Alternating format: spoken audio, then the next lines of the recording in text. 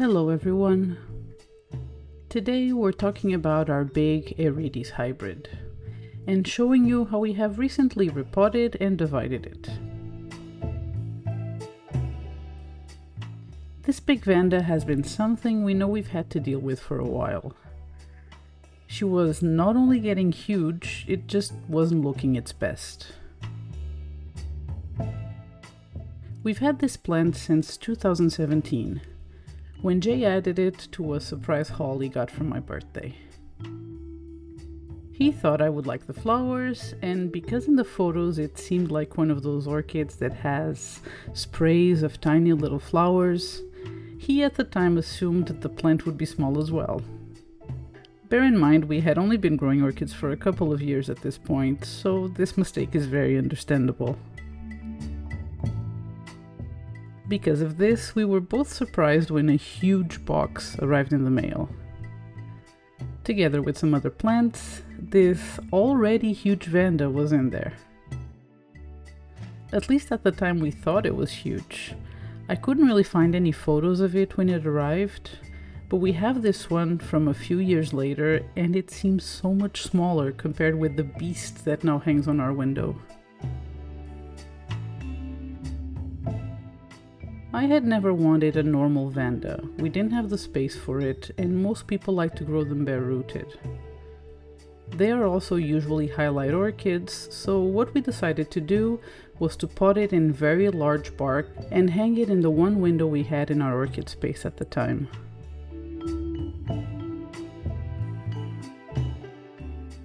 As you can see, the plant thrived in that environment. It bloomed for us every year, it grew very fast, and it made a bunch of keikis. We don't have any actual Vandas, but we do have a lot of Vandaceous orchids, especially miniature species, and we've been treating this one the exact same way. Lots of light and growing it potted in loose substrate. I ended up loving this gift. The flowers have one of the best scents of all our orchids, and they are insanely beautiful. But the size of the plant has now become more and more unmanageable. In our second orchid room, we didn't notice it as much. The room was bigger, and so was the window that it was hanging in. But now that we moved, it just takes up a lot of space visually. Not only that, but either because of those months we spent away or just because of old age, the bottom part of the main plant has lost a lot of its leaves. Also, because of us trying to manage it in this small net pot and hanger, it has become kind of crooked, so I think it could definitely do with a chop.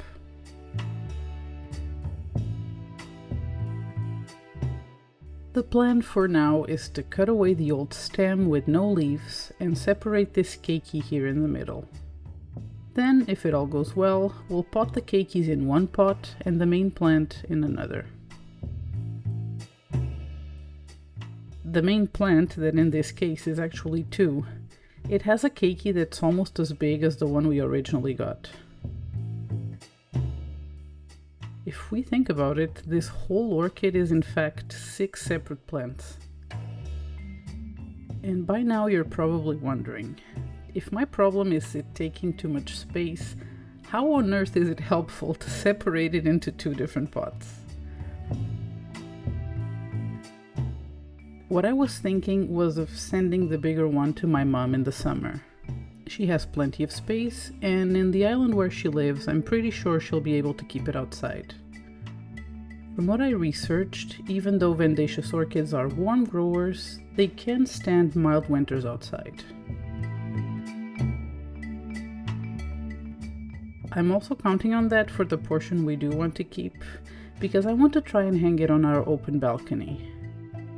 It might be too cold for it in the winter, but she could hang in there in spring and autumn, and maybe even summer if the sun doesn't hit her too hard. We're going to be experimenting with that in the future, and then we'll let you know if it works. Either way, even if it has to come back inside, it will be better if the volume of the plant is a little more manageable. So after all this planning, the first thing we did was to try and lay it down on our desk, but she doesn't even fit properly. We had to leave part of it hanging. Then we started chopping it to separate the main plant from the pot. And we had to try from several angles because the stem was already so woody.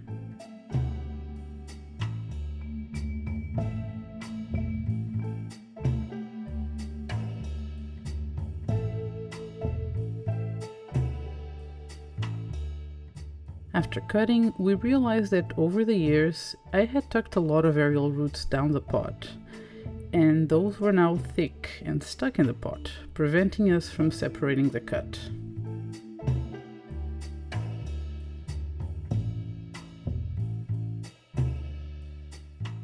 Then I cut again above that keiki to separate the whole woody stem we want to remove. Still nothing. We then moved on to trying and remove the keiki first. But even that small keiki had huge roots connecting it to the pot, so I had to give up and start cutting those big roots. Deep down I knew they had to go. I just thought if I could somehow pull them from the pot, not only would the top part and that keiki have more of a root system after being separated, but maybe I could leave the smaller keikis in the pot untouched. But no, those big roots right there would not be pulled out, so I had to cut them and leave removing them from the root ball in the pot for later.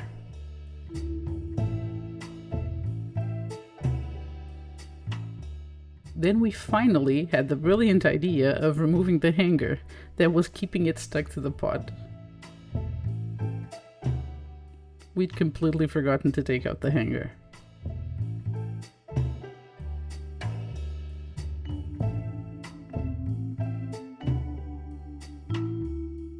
Even removing the hanger was complicated.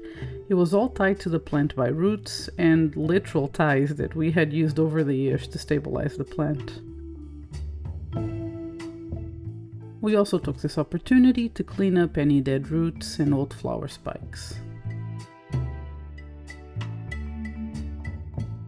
Then it was time to focus on the keikis.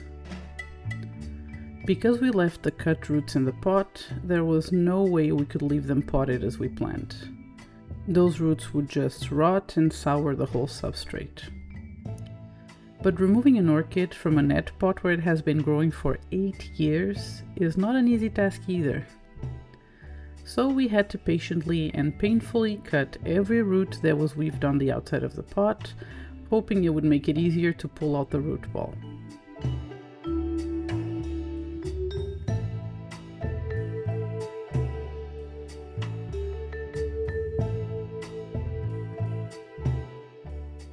After finally getting the pot off, it was a matter of painstakingly removing all the dead roots, and trying to untangle the big roots that came from the big main plant. It was a long process, even with 4 hands.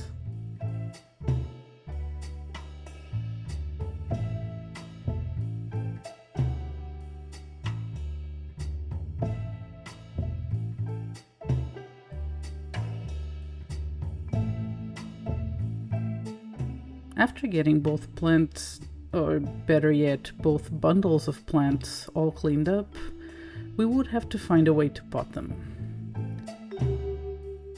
And as it happens with all orchids, now that we messed with the roots, it seems there's no way they fit in the pot they were just in. Especially the big plant, because there we're dealing with roots that were just aerial roots, so they're very stiff and very unruly.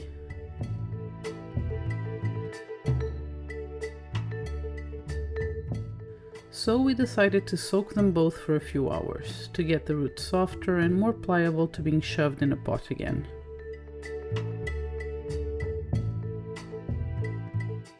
We started with a big plant, and it was way easier than I expected. I'm used to orchids with thick roots like this being Cattleyas, and those have roots that will snap if you just look at them wrong. But these are very bendy for how thick they are.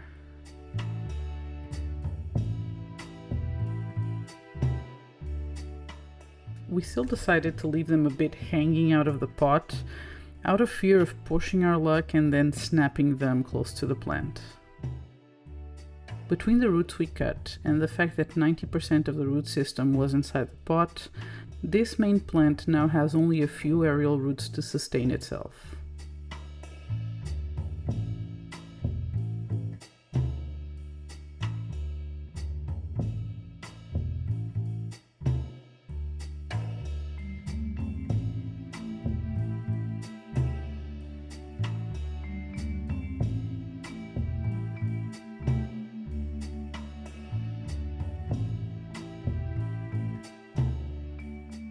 We had to keep the other bundle in the bucket a little longer, simply because we didn't have another net pot of this size, and they are really not easy to find. There's only one store in Spain where we've been able to get them from. This time we ended up ordering one of those wood baskets for Vandas from Schwerter. We're planning on keeping for ourselves the bundle of smaller keikis, and I think the wooden basket would look really nice hanging in the balcony. And it made it a really nice excuse to get a big haul from the nursery again. It has been over 4 years since we ordered from them. We struggled a bit to get the keikis in the basket, not because they don't fit, but more to get them in a nice position without mangling all the roots.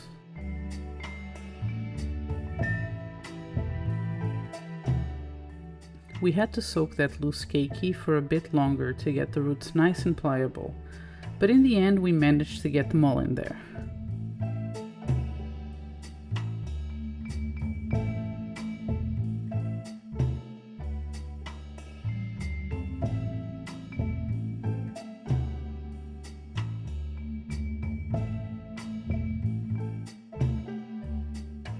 It took us a few weeks to get the larger bark we wanted to use to fill the pots with, so for a while they were just being misted every day.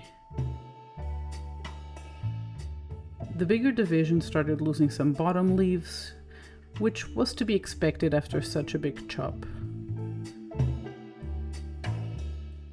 And also we found out that at the same time it was working on 5 flower spikes.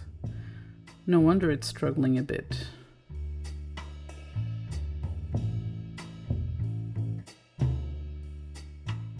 Meanwhile, the keiki basket only has 1 flower spike going on. It makes sense, only one of these keikis is big enough to flower.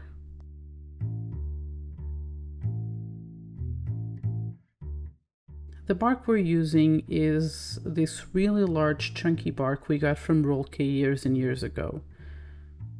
It's really hard and really dry, which makes it great for Vandas because it's not going to degrade in an air pot, so we probably won't have to repot it ever. In the 8 years that this plant was in that net pot, the bark didn't even degrade a little bit. We could tell when we pulled it out that it could have stayed a bunch more years in there.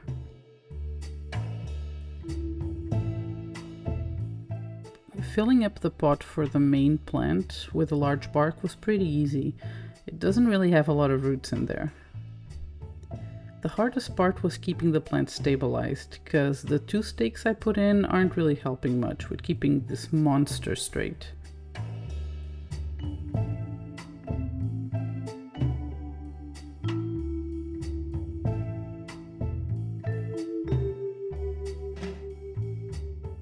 When it came to filling up the wood basket with substrate, we made a crucial mistake. I was so excited to get the Vanda in its new home, I forgot these more traditional wood baskets have pretty big holes all around, because they are usually meant to keep the Vandas bare rooted. And that includes the bottom of the basket. I really like to have some sort of substrate for my Vandas, so keeping it bare rooted is not going to work. I really should have placed some mesh in the bottom of the pot before putting the plant in. But there's no way I'm pulling these 4 keikis out after all the trouble I had putting them in there, so I'm gonna need to find an alternative. What I decided to do was to get some long-stranded sphagnum and place it in the bottom with the roots, so that it's less likely that the big pieces of bark are gonna fall through the gaps in the wood. Since this one has a lot more roots in the pot than the other one, it was much harder to fill in. But in the end I think I did a good job, and the plants are much more stable in there. And so far no bark is falling off.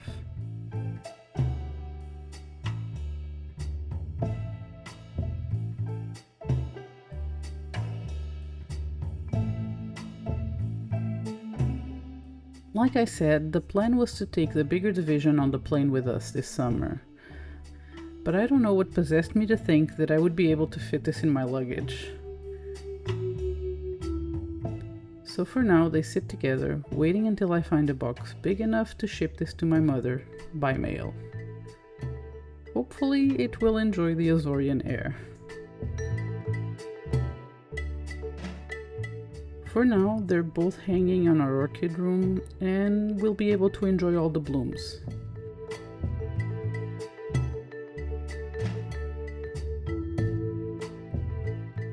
We were planning on letting our division acclimate and then putting it outside for the autumn, but a few Google searches have told me that it might be too cold here for her in the winter. So for now it's gonna stay inside, enjoy the nice weather in the orchid room, and we'll see what we do about it in the spring.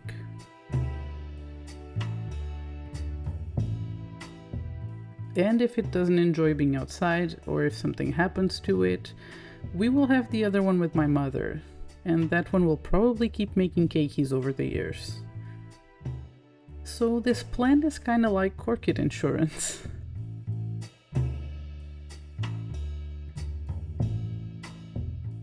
I hope you've enjoyed the video. We will update you on these plants when there's an update to give, so don't forget to subscribe to the channel to stay in the loop.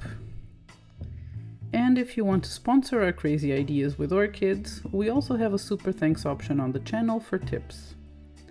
We'll see you next week for another video. Goodbye.